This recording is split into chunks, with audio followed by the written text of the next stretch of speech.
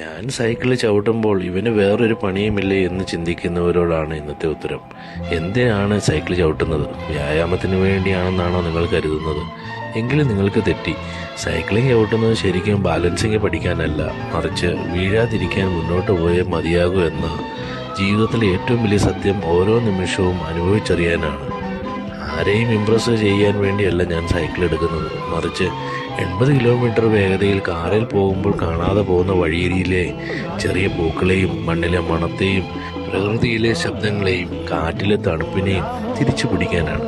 Car നിങ്ങളെ ഒരിടത്തു നിന്ന് മറ്റൊരിടത്ത് എത്തിക്കുന്നു, എന്നാൽ സൈക്കിൾ നിങ്ങളെ നിങ്ങളിലേക്ക് തന്നെ എത്തിക്കുന്നു.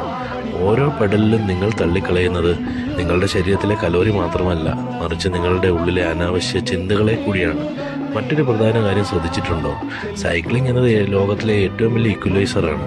നിങ്ങൾ ലക്ഷങ്ങൾ വിലയുള്ള കാർബൺ ഫൈബർ സൈക്കിൾ ചവിട്ടിയാലും പഴയൊരു സാധാരണ സൈക്കിൾ ചവിട്ടിയാലും മുന്നിലുള്ള കയറ്റം കയറാൻ ഒരേപോലെ കിതയ്ക്കണം. വിയർപ്പിന് പണക്കാരനെന്നോ പാവപ്പെട്ടവനെന്നോ വ്യത്യാസമില്ല.